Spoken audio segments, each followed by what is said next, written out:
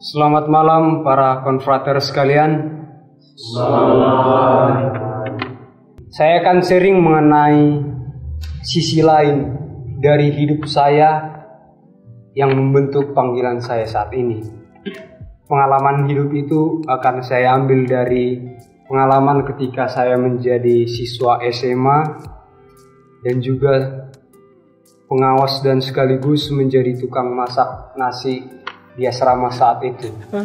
Mungkin ketika saya mengatakan menjadi tukang masak nasi, yang muncul pertanyaan adalah kenapa kemarin kadar kelembutan nasi yang saya masak saat itu sangat tinggi. Nah, itu akan saya jawab nanti. Saya sudah pernah mengatakan bahwa persisnya saya sudah berada di asrama itu sejak saya mulai SMP sampai SMA. Berarti saya sudah cukup lama di asrama, yaitu selama 6 tahun. Bagi saya tinggal di asrama sangat menyenangkan karena tidak lagi berhadapan dengan pekerjaan berat. Karena ketika saat saya waktu itu tinggal di rumah bersama orang tua, saya sering ikut bekerja. Pekerjaan memanen sawit itu bukanlah pekerjaan yang mudah karena pekerjaan itu cukup berat. Jadi pemikiran saya saat itu sangat menyenangkan karena tidak akan bekerja berat lagi. Kemudian di asrama menyenangkan juga karena memiliki banyak teman. Selama di asrama itu saya bisa mengikuti dinamika dengan baik, mulai dari dinamika sekolah dan juga dinamika asrama. Kelas 1 SMA, suster sudah mempercayakan saya menjadi salah satu pengawas di asrama. Tugas pengawas di sana adalah mengkoordinir pekerjaan harian di asrama begitu. Selain itu juga menjadi timekeeper. Jangan salah bahwa saya sudah menjadi 3 tahun. Jadi timekeeper selama 3 tahun. Ini pekerjaan yang cukup menyenangkan karena harus bangun cepat.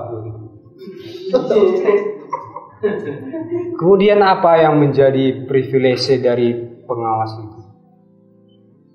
Yang menjadi pengawas di sana tentunya ada privilege, yaitu ada kamar khusus. Kamar khusus yang terpisah dari anak asrama yang berkumpul begitu dalam kamar 40. Namun di kamar kami hanya ada 4 orang. Tapi bentuk kamarnya sama, tidak ada yang lebih begitu, hanya jumlahnya saja. Kemudian ada tambahan puding berupa susu dan lain-lain.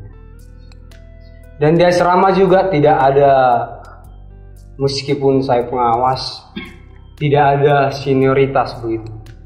Malahan kakak kelas di sana berlomba-lomba untuk baik dengan adik kelas dengan intensi yang tersembunyi, yaitu intensi supaya adik kelas baik memberi makanan dan sebagainya. Tidak ada pukul, tidak ada harus hormat begitu tentu. Selain pengawas tadi, saya juga menjadi tukang masak nasi. Bagaimana dinamikanya? Waktu saya bertugas menjadi tukang masak nasi itu saya harus bangun jam 4:30 begitu. 4:30 masak, dan masaknya itu di dandang besar. Ada di tungku dan harus pakai kayu bakar begitu. Sekali masak itu bisa kira-kira 8-9 kilo gitu. Saya tidak terbiasa memakai rice cooker.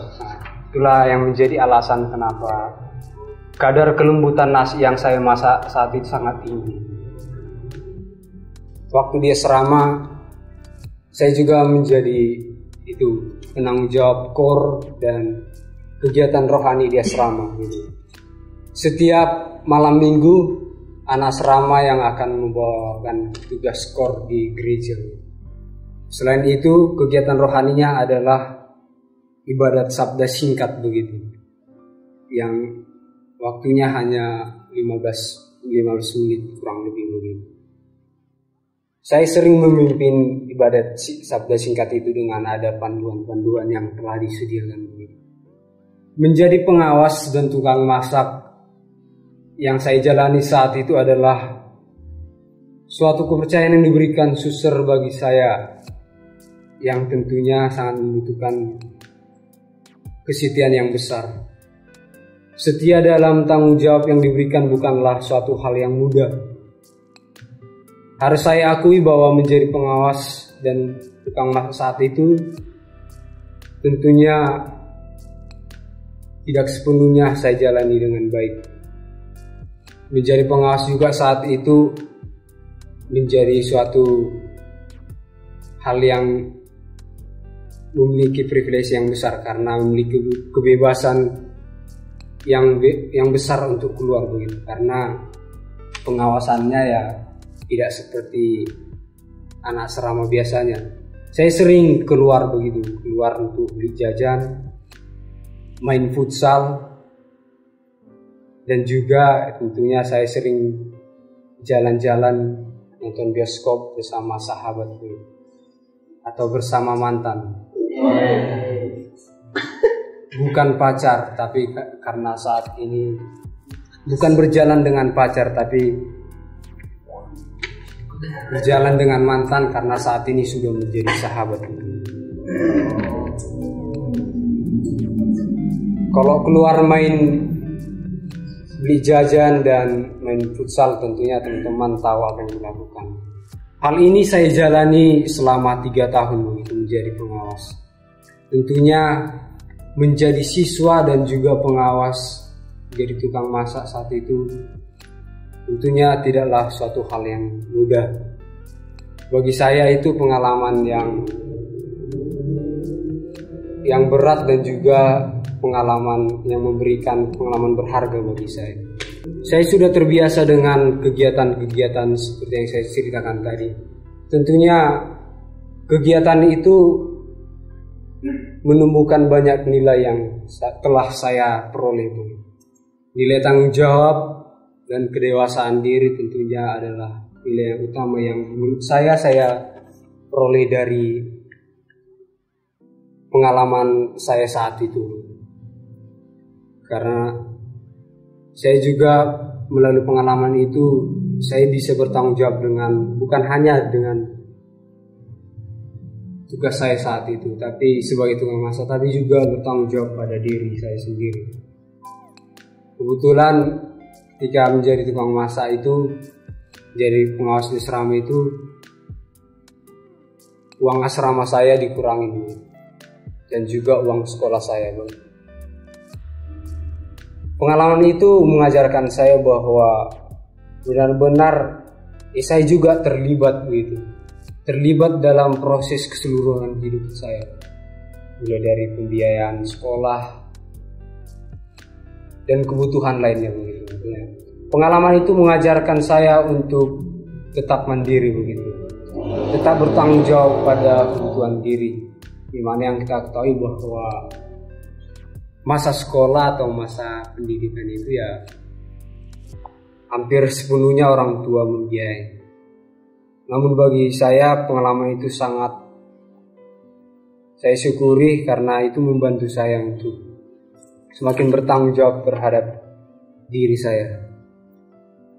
Pengalaman keterlibatan juga dalam kegiatan gereja core yang seperti saya ceritakan tadi juga menjadi titik tolak saya untuk lebih mengenal iman yang saya jalani, dan juga menjadi titik tolak panggilan saya.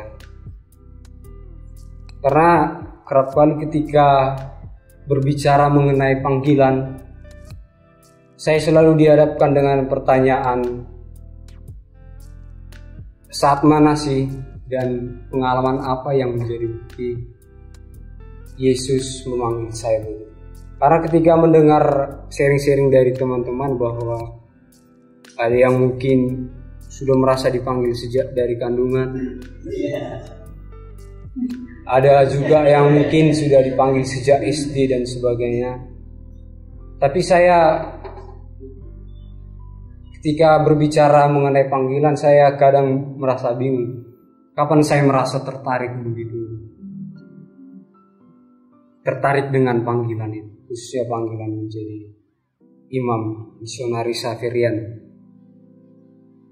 Saya bersyukur karena pengalaman keterlibatan kegiatan-kegiatan gereja itu, saya rasa bahwa itu yang menjadi titik tolak panggilan saya begitu. Hal ini tentu saya sadari karena mengingat bahwa yang ditulis dalam surat wasiat nomor 10 tadi di bagian pertama, semangat iman yang hidup. Semangat iman yang hidup untuk tetap melihat karya Allah dalam hidup saya begitu. Pengalaman intervensi Allah. Saya mencoba melihat pengalaman intervensi Allah itu dalam pengalaman SMA yang khususnya saya ceritakan hari ini begini. Itulah yang kemudian membantu saya untuk melihat dari pengalaman itu Yesus hadir dan mau membentuk panggilan saya begitu. Selain membentuk, ia juga mempersiapkan saya begitu. Artinya saya sungguh merasakan saat ini begitu, bahwa kemudian saya bisa bertanggung jawab dan juga bisa aktif dalam kegiatan-kegiatan rohani. Tentunya itu adalah buah dari pengalaman yang saya ceritakan tadi, di mana disitulah menjadi bukti kehadiran Allah begitu. Saya meyakini bahwa ia mempersiapkan saya melalui setiap pengalaman yang saya jalani begitu. Jadi saya patut bersyukur atas semua hal itu. Dan hal inilah yang kemudian semangat iman itu yang membantu saya untuk menyadari bahwa setiap pengalaman yang saya jalani itu adalah harta yang berharga. Harta yang berharga yang menjadi milik saya begitu. Rasa tanggung jawab itu adalah milik saya. Tanggung jawab terhadap diri sendiri maupun terhadap orang lain. Kemudian tanggung jawab terhadap apa yang diberikan saya saat ini itu menjadi bagian hidup saya, menjadi harta saya yang harus selalu saya jaga begitu. Bagi saya selalu melihat intervensi Allah dalam hidup saya itu adalah suatu hal yang penting, karena ketika berbicara mengenai panggilan seperti yang saya katakan tadi, selalu muncul di mana kesan pertama kali Allah memanggil saya begitu. Selain itu, menurut saya pengalaman intervensi itu juga membantu saya untuk terus-menerus setia pada panggilan saya begitu. Karena seperti yang Pastor Inu katakan tadi itu, panggilan itu seperti mangkuk putih gitu, kalau tidak dijaga pecah begitu. Salah satu cara saya menjaga panggilan yaitu mencoba melihat intervensi Allah itu, yang kemudian intervensi itulah yang mendorong saya gitu, memberi semangat baru untuk menjalaninya. Maka pada kesempatan ini saya patut bersyukur atas segala berkat yang diberikan Tuhan. Ternyata sisi lain dari hidup saya yang saya ceritakan ini menjadi hal yang membentuk panggilan saya saat ini. Terima kasih.